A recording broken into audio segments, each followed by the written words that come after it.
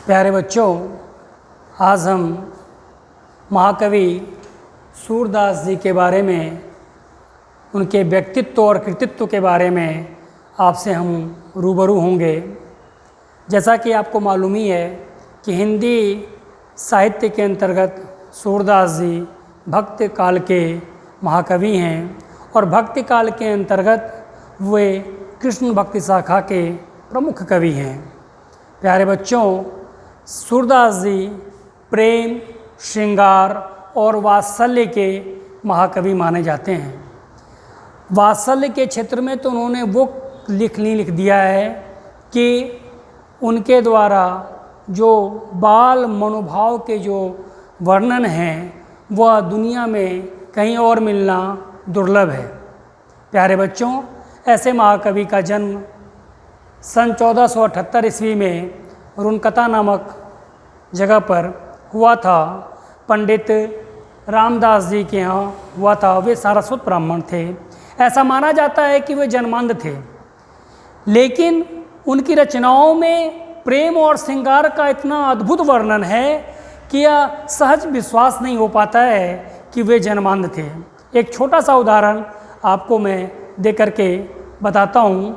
जब श्री कृष्ण जी अपने बालों को लेकर के अपनी माँ यशोदा से कहते क्या हैं कि मैया मोरी कबहू बढ़ेगी चोटी, मैया मोरी कबहू बढ़ेगी चोटी, कितनी बार मोही दूध पिबत भई है अजूं यह छोटी, मैया मोरी कबहू बढ़ेगी चोटी। यही नहीं, जब राधा पहली बार राधा का आगमन होता है और राधा को श्री कृष्ण देखते हैं तो ब्रज में वो पहली बार दिखाई पड़ती हैं। तो प्रेम का कितना सुंदर वर्णन है। पहले प्रेम का जो आकर्षण है उनके शब्दों में, सूरदास जी के शब्दों में कैसे लिखते हैं सूरदास जी, क्या कहते हैं कि बूझत कौन श्याम तू गोरी, बूझत कौन श्याम तू गोरी, कहाँ रहत काकी तू बेटी, देखूँ नहीं कबहू ब्रज खोरी, बूझत कौन श्याम तू गोरी। तो सहज ही आकलन करना असहज हो जाता है कि वे जन्मांध थे, क्योंकि उनकी कविताओं में, उनके शब्दों में इतना मिठास है, प्रेम का और श्रृंगार का इतना अद्भुत वर्णन है कि मन जो है मुक्त हो जाता है। ब्रज भाषा के महान कवियों में से थे। कहा तो ये जाता है कि हिंदी साहित्य को जो समृद्ध करने से पहले जो काव्य भाषा जो पूरे भारतवर्ष में चलती थी वो ब्रज भाषा ही में थी। इतना साहित्य ब्रज भाषा का विशाल है और इस विशाल फलक में सूरदास जी हमारे प्रथम श्रेणी के कवि माने जाते हैं। उनकी 3 रचनाएं हैं, सूरसागर, सूर सरावली और साहित्य लहरी।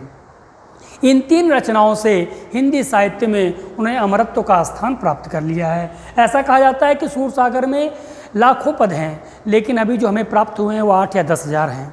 इसी तरह सूर सरावली में कुल 1107 छंद के आसपास हमें मिलते हैं और साहित्य लहरी में कुल 118 दृष्टकूट पद मिलते हैं।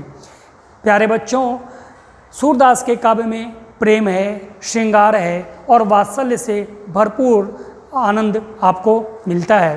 प्रेम किस प्रकार होना चाहिए, प्रेम की रूपरेखा किस प्रकार होनी चाहिए, अगर यह कहीं देखना है, कहीं इससे मिलना है, इससे रूबरू होना है हमें, तो सूरदास की कविताओं से ही मिल सकता है। जब उद्धव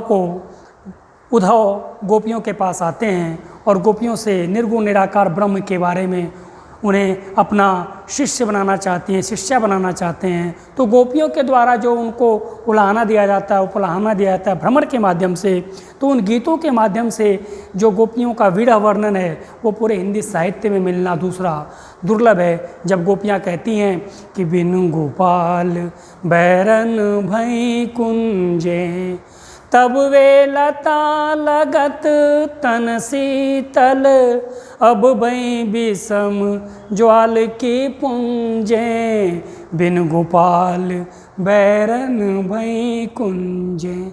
यही नहीं बच्चों, आगे एक बार वो क्या कहती हैं कि उधो मन न भये 10-20, ओए कहूँ तो सो गयो श्याम संग कौवराधेस, उधो मन न भये 10-20। तो सोचो प्रेम का कितना सुंदर वर्णन है। प्रेम के सुंदर वर्णन में क्या एक दूसरे से जब एकाकार हो जाता है तो सब एक स्वरूप सा हो जाता है। क्या गोपियाँ कहती हैं कि निस दिन बरसत नैन हमारे, निस दिन बरसत नैन हमारे, सदा रहत बरखारी तू हम पर, जब ते श्याम सिधारे, निस दिन बरसत नैन हमारे। क्या कहते हैं कि निस दिन बरसता है ये नैन, जब से कब से, जब से श्री कृष्ण यहाँ से चले गए हैं। प्यारे बच्चों, ऐसे महाकवि का जो मृत्यु है सन 1583 ईस्वी में गोवर्धन के समीप पारासोली नामक गांव में हुआ था। इनके गुरु श्री बल्लभाचार्य थे और बल्लभाचार्य के पुत्र विट्ठलनाथ जी ने 8 महाकवियों को लेकर के अष्टछाप की स्थापना करी थी। और अष्टछाप की जो स्थापना करी थी उसमें सबसे प्रमुख कवि सूरदास जी थे। जब ये मृत्यु के समीप ऐसा कहा जाता है कि एक समय ये इन्होंने तुलसीदास जी से भी भेंट किया था और तुलसीदास जी ने इनसे प्रभावित होकर के श्री कृष्ण गीतावली की रचना की थी।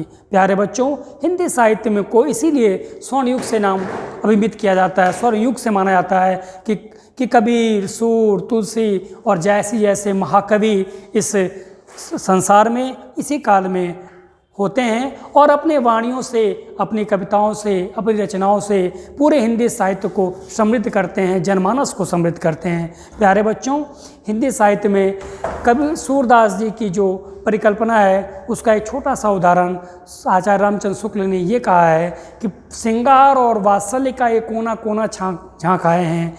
ऐसा झांक आए हैं कि वैसे ही दूसरी कहीं पूरे विश्व में वैसा कहीं पे किसी कवि की बात वर्णन नहीं कर पाता है। मैं ऐसा लगता है कि मतलब हर चीज़ को बड़ी बारीकी से उन्होंने अध्ययन किया है और हर चीज़ को उन्होंने बहुत तरीके से अपने साहित्य में स्थान दिया है। प्यारे बच्चों, आज मैं सूरदास के जीवन परिचय के बारे में आपको बताया हूँ। जब अगली बार मैं उनसे आपसे मिलूँगा, आपसे रूबरू होऊंगा तो सूरदास की कविताओं के बारे में, उनके विनय के बारे में, भ्रमर गीत के बारे में आपको उसकी व्याख्या बताऊंगा और ये बताने का प्रयास करूंगा कि कृष्ण